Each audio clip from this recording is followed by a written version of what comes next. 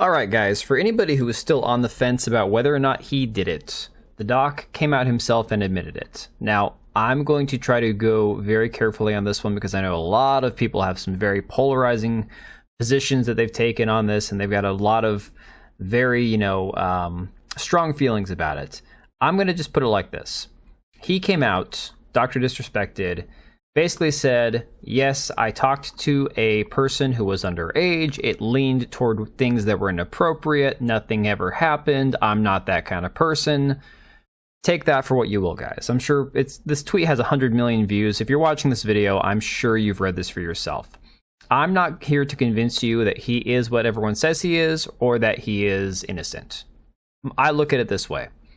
He did something he knew he shouldn't have done. A lot of people have run with this and said, oh, but what if she was 17 and not 16? What if she was days away from turning 18? What if there was this mysterious Twitch creator network, because this random email that's floating around the internet that's not verified, that just happens to say, oh yeah, it was a 17-year-old, nothing happened, but Twitch was out to get him. Guys, look, this would be a great thing to believe if it was true, if there was any way of verifying it. The problem is, his statement was pretty cut and dry. He didn't deny knowing that she was underage. He didn't say anything about how he cut it off the minute that he found out.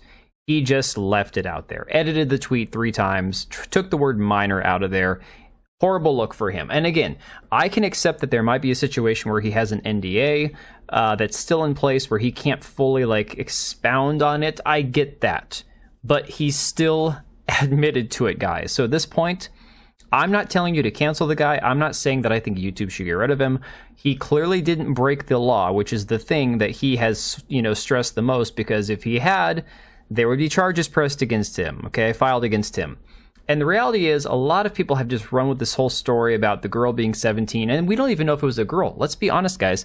The story is a minor who was talking with him in the DMs. People have created this weird story that there's a creator Twitch DM network. This thing doesn't exist, to my knowledge. I've been an affiliate on Twitch for 5 years. I've been on Twitch since 2019.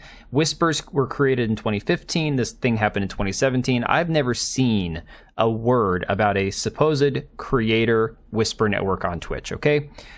That's just the way it is. I don't know what to tell you. A lot of people have been like, oh, but what about this? What if it was a honeypot? Okay, what if it was a honeypot?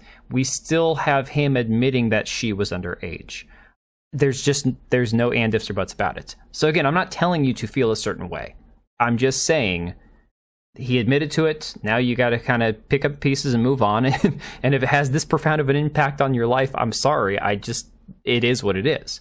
But of course, the journalists are out there saying how, a wonderful job that they did and just patting themselves on the back. Ash Parrish over here at The Verge saying, personally, after the year I've had getting batted around by Gamergate chuds, getting death threats, none of which I've seen. I think she posted maybe one from a burner account.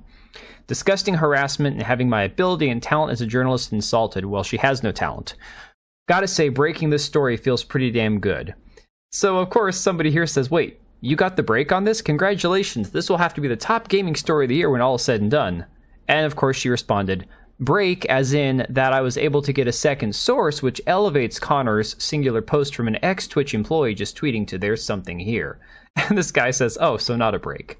But again, Ash Parrish wants to make sure that you guys know that we can't blame Twitch for knowing about this. We can't blame the journalists for sitting on the story. Veridark here was criticizing the fact that basically everyone's out here doing mental gymnastics about how this can't be Twitch's fault, it's all on the doc. So Ash Parrish comes out and says, no, you cannot say journalists with no NDAs sat on this information for years and tried to profit off of it as an attempt to imply the journalists who knew about this are similarly culpable. Well, here's my thing. The journalists like Nathan Grayson, Rod Breslow, all these guys who, oh yeah, we all knew about it, we just don't want to say anything about it because, sensitive topic. None of them have had any new sources come forward. This Cody Connors guy has been floating around out there for years. The guy who tweeted the initial thing that got this whole thing kicked off. Again, they've said, oh, second source, third source, all of these are anonymous. Every one of these people could have come forward at any point with a half a second of prodding or this is the thing that makes it seem very fishy.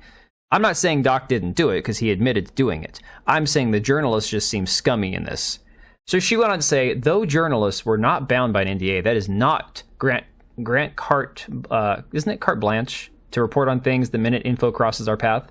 Reputable outlets should not and do not report things without multiple solid sources. First-hand knowledge from a primary source was paramount.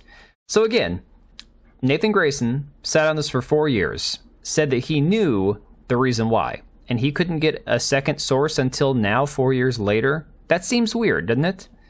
And we didn't have that till just now, just this week. It also cannot be understated that as soon as Twitch, here's the covering for Twitch, was aware of this, they banned him. Remember, though, Guy Beam, Dr. Disrespect, said the messages were sent in 2017. Twitch didn't even report about it till 2020. That's when they acted. Your smoke should be unequivocally for Beam, not Twitch, its current former employer, not journalists, only him. Like, do you want ethics in journalism or not, homie? Make up your mind. Again, completely running cover for Twitch, because Twitch is full of the same people with the same ideologies as these games journalists. Of course, Nick Calandra, the man with no ethics whatsoever, the guy who essentially tried to dox Grums, ran a false story about him with information that he was fed by a third party that he didn't verify, and then got Smash JT's website taken down for cataloging all these journalists and the scummy things they do, said, God, please let one of the major outlets hire these people so that they can do journalism the way they would do it, and watch them get fired so quickly for not even understanding the bare minimum of ethics and how reporting things actually works. Nick, if you watch this video, which you might, you tried running a story about Grums because of your weird obsession with the man. And I'm going to be honest, I don't trust Grums any more than I trust you.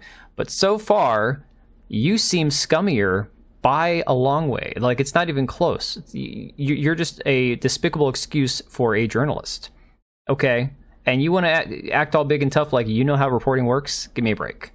So, of course, now today we have everybody else like me, like, you know, any other YouTuber or content creator. I mean, Nick Burks came out and disowned Dr. Disrespect essentially. Same with Tim the Tap Man. Quite a few people came out and said, hey, you know, he did what he did and I'm not going to defend it. Melanie Mack comes out saying that Twitch needs to be shut down. I 100% agree. At this point, we have seen enough from Twitch. I think it's time to shut the platform down. Twitch, mind you, Daniel Clancy, the CEO of Twitch, has never addressed these allegations. He has never commented on it other than to make a joke about aliens or some shit like that. The website has never made money. They constantly change their rules to try to protect their content creators who constantly break the rules and do things that are sexually provocative. They do nothing but degenerate content where they push and funnel the LGBT crap into people's living rooms and kids' cell phones that they're on.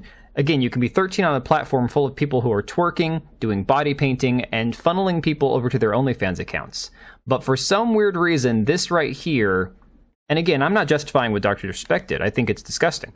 But my point is, him talking to somebody in an inappropriate way, I would say is at least equivalent to a woman going on stream and flashing parts of her body to unsuspecting possible teenagers. I mean, is one better than the other?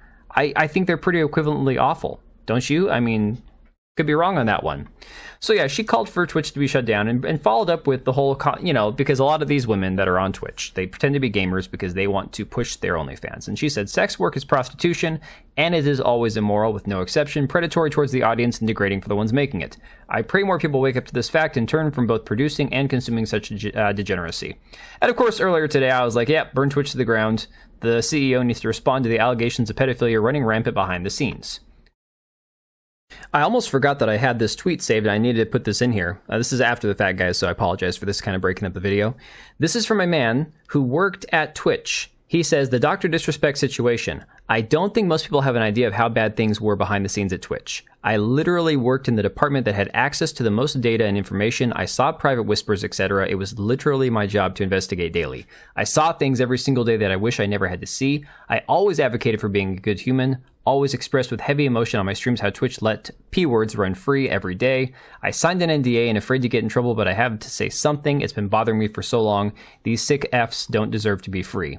He then went on to say, sorry, it's pretty vague. I'm literally afraid for legal and safety reasons. Wish I could explain more, but wanted to let you guys know half the shit of you that you guys assume is probably true. Of course, I reported everything I saw directly to authorities within minutes. It is also highly illegal to save anything related to these cases. Look up CSAM laws. Let's just pray investigations complete and creeps are held accountable. Thanks for the support and weird people stop it. So now today, the Gamer ran this article saying, why do so many influencers want to let Dr. Disrespect off the hook? And essentially goes through saying that Vera Dark, Melanie Mac, all these people are running cover for him and saying what he's doing is not bad. So Vera responds and says, gaming journal activists at The Gamer are putting out articles intentionally misrepresenting what I, Melanie Mac, and even Nick Merckx are saying. I said it was a sad situation because it means there was a victim. That's effing sad. It also shouldn't be shameful to wait for evidence or statements. And yes, Twitch should be investigated and called out for hiding this and potentially other situations. They're desperate to paint a narrative. And then, of course, she points out right here, saying, trying to catch a lawsuit, you intentionally misrepresented my words. It is sad because it means there's a victim, not because I wanted to defend him. I have never made a statement close to the woke ideology being a threat to your children or pride flags being painted on the road equals bad. Whoever said this is entitled to their own opinion, but putting words in my mouth isn't something I take lightly. I mean, I'll say it. I said it, Vera. You don't got to say it. I'll say it. But as you can see this statement right here saying Vera called it a sad end that shed a lot of light on the perspective of the grifter class. Why is it disgusting and morally bankrupt and brainwashing for a pride flag to be painted on the road, but sad that a grown man is sending explicit messages to a girl half his age? Again, something she has never said. But then you have people like the Space Ghost account coming out here and making light of the fact that Vera has now received death threats and accusations of being a sympathizer.